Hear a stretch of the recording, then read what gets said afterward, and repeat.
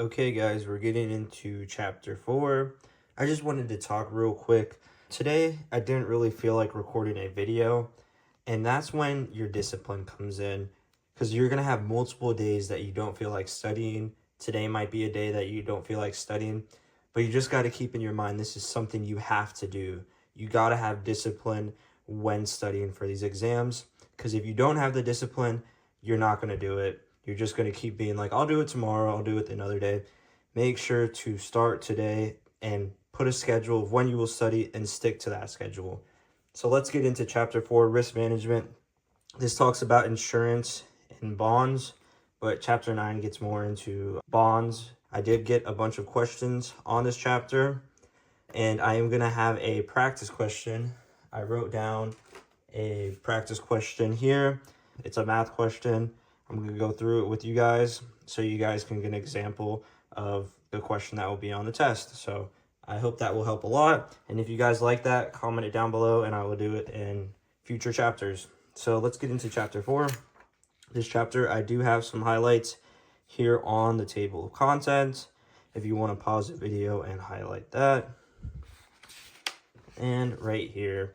So most of this chapter, I would say I only have a quarter of it actually highlighted. The rest I didn't even use or didn't even look at it.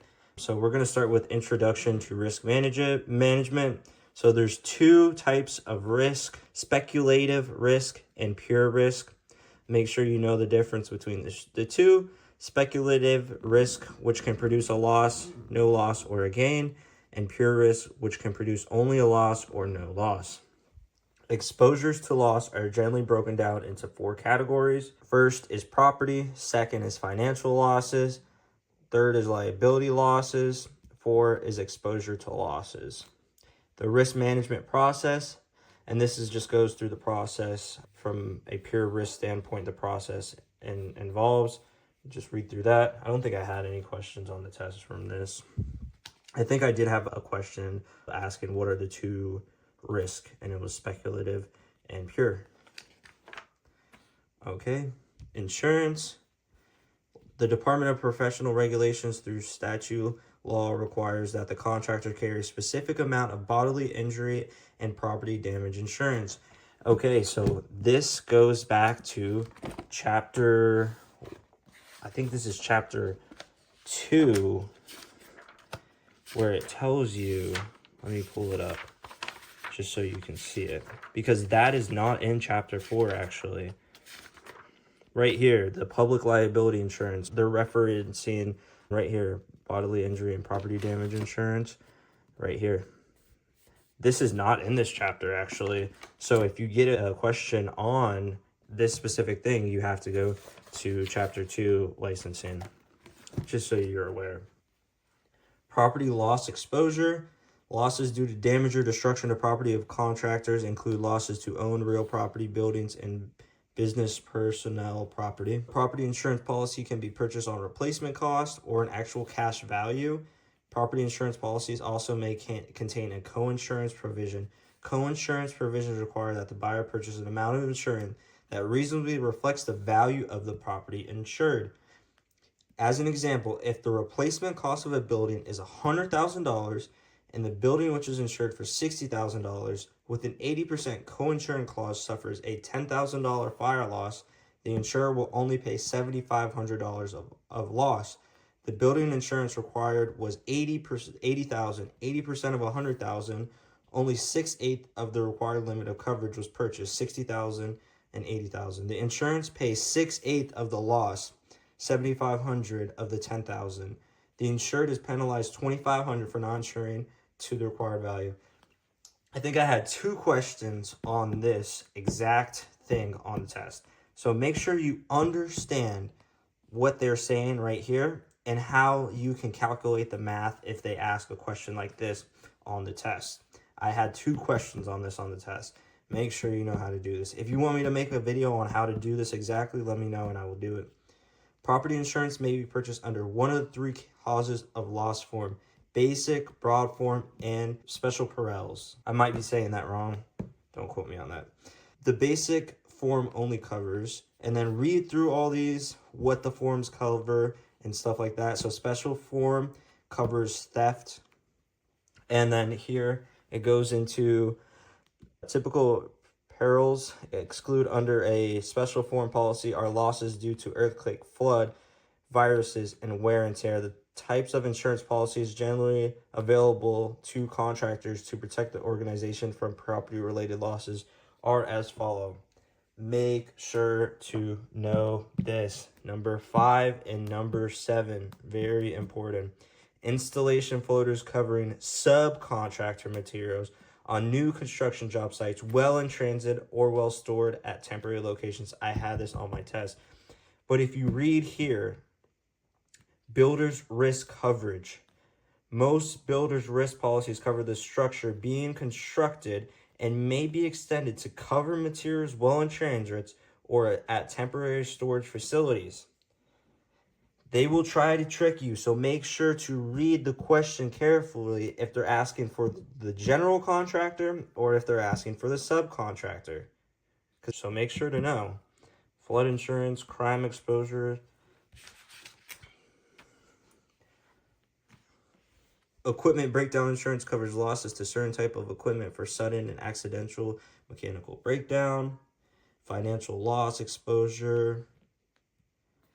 Business income insurance, often referred to as a business interruption insurance, is available to cover losses to property which cause a decrease in revenue or increase in expense. As an example, if a construction crane is damaged or destroyed, the organization could lose income in not having the crane available for rent or have an increase in expense if the organization has to rent a temporary replacement crane. So pretty much self-explanatory there. Business liability exposure. The commercial general liability policy provides protection to the organization for bodily injury and the property damage liability losses arising out of the property it owns or leases, activities after construction exposure, personal injury, and fire damage liability. The limits of liability under this policy are broken down as follows. Right there. Medical expense coverage provides for payment of medical bills for injured persons other than employees or your premises or because of construction operations. The limit is usually $5,000 or $10,000 and the coverage will pay regardless of fault. I think I had this on my test right here, this exact one. Construction liability exposure right here. Just go through that, highlight that. Insured contract means business automobile policy. Losses arising out of the operation of owned licensed motor vehicles.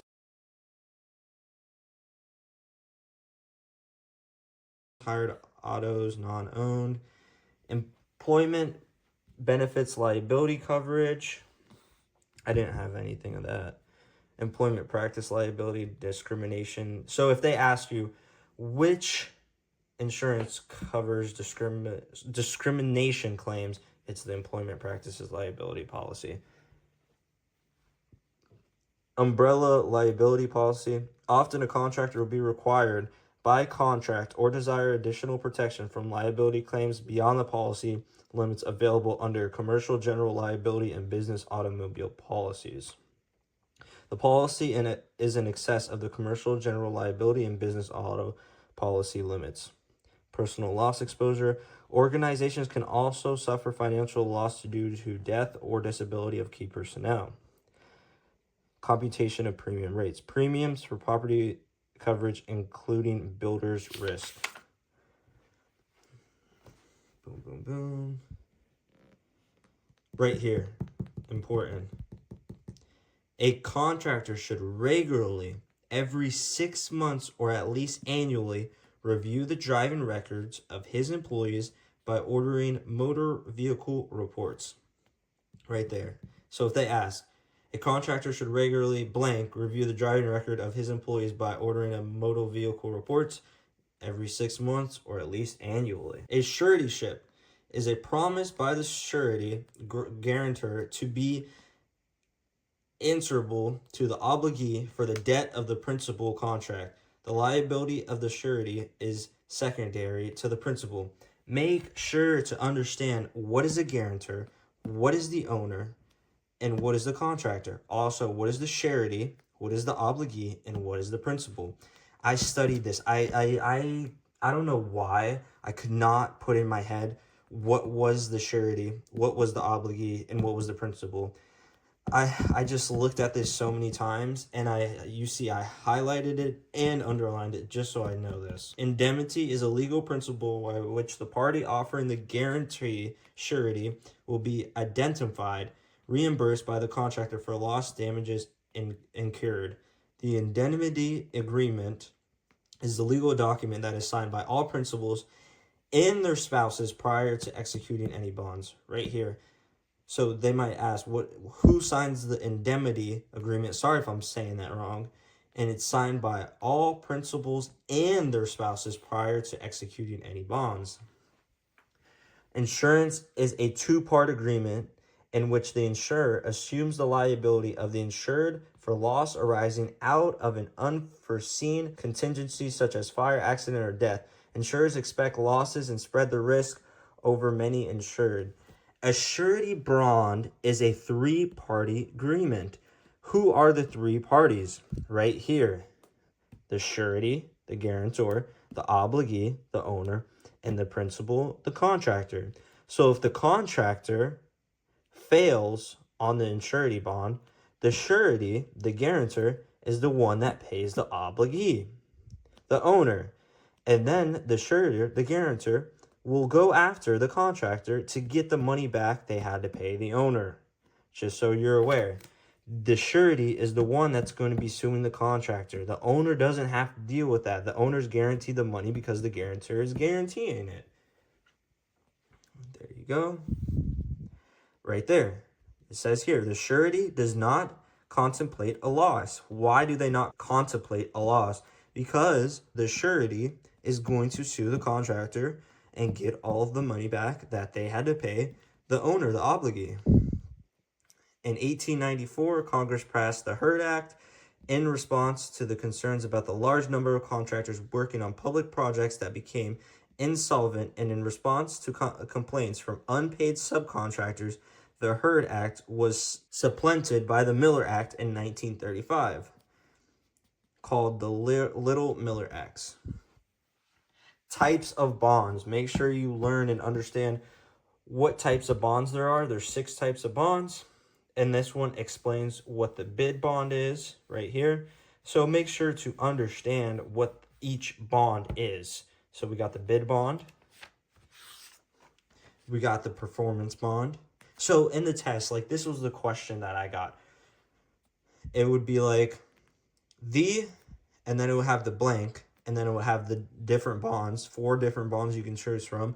Guarantees the contract to perform the work according to the contract terms. That simple. And then you just go here and you put and the answer is performance bond. So you just read there. I did have another one that it was saying which bond guarantees the contract to perform the work according to the contract terms and guarantees the contract will pay all subcontractors, labor, materials, suppliers who have provided labor and material on the project. And it's right here, combined performance and payment bond. It was that simple. And then it was like, which bond guarantees the developer a lien-free project? It was a payment bond conditional. It's like it was pretty simple when I got a bond question because I knew just come to this page and it will be here. So maintenance bond, supply bond, who can provide bonds, insurance agents who represent insurance companies is who can provide bonds. This bond is limited to 10% of the capital. Underwriting the risk. So the 3 C's of underwriting, make sure you know these: characters, capacity, capital. So make sure you know the 3 C's. Default. If a contractor defaults, the surety has few options. They might ask, I think I did have a question on this too. It was like, the contractor is defaulting, what options does the surety have? And these are the options that it has right here. Types of information requested by the surety: the last 3 year-end financial statements prepared by a CPA. And then it has more stuff. Right here, financial statements. Financial statements can be prepared under 3 methods: audit, review, or affiliation. Right there, and make sure you know what is each. Income recognition, completed contracts, procural ratios. The rule of thumb is used to ballpark an allowable bond program. The contractor's net quick times a factor of 10 will be approximate. The program allowable by the surety net quick is cash accounts receivable plus costs in excess of billions and estimates earnings minus all current liabilities.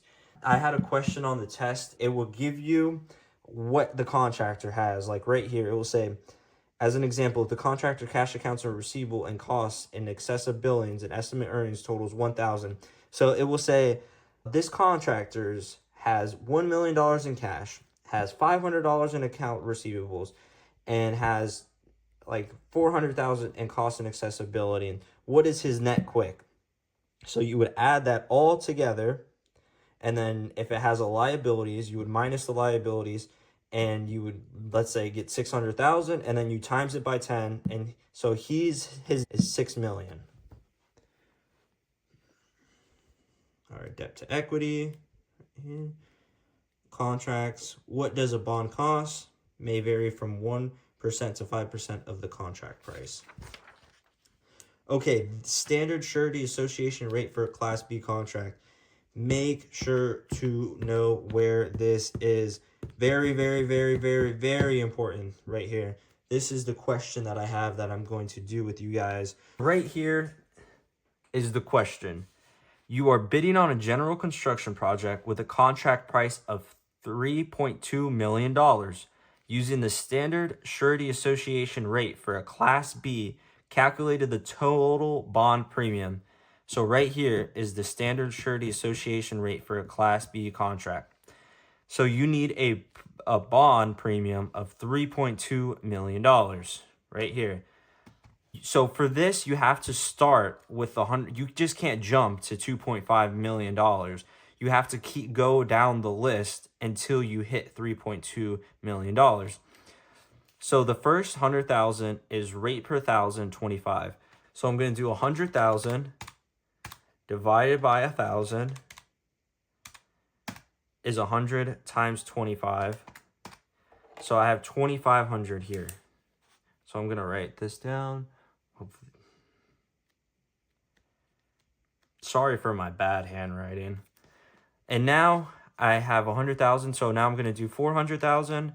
So 400,000 divided by 1,000. Why am I dividing by 1,000? Because this rate is per 1,000. So 1,000 times 15. I got 6,000 here. So I'm up to $500,000 right now. And I still got to keep going until I hit the 3.2 mil. So now I'm going to do 2 million divided by 1,000 times 10 is 20,000.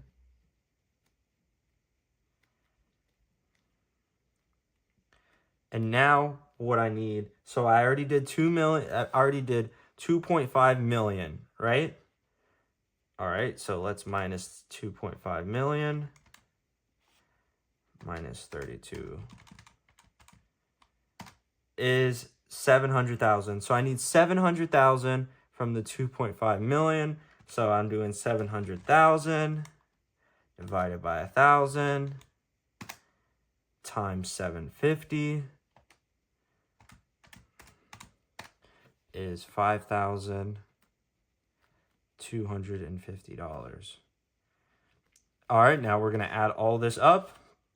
2,500 plus 6,000 plus 20,000 plus 500. Sorry, 5,250. So this bond cost $33,750 right there. So a $3.2 million bond is going to cost you $33,750 right there. And then it says small business bond assistance right here. The program guarantees a portion 70,000 to 90% of the surety's risk for newly started minority or other disadvantaged contracts. The maximum single bond amount is $6.5 million. So they might ask you, what is the maximum single bond amount for a small business bond assistance? And it's $6.5 million. The SBA bond guarantee program charges the contractor a premium $7.29 per thousand. So that's it for chapter 4. I don't have anything else in here. I'll go through it just to show you guys I don't have anything underlined in here.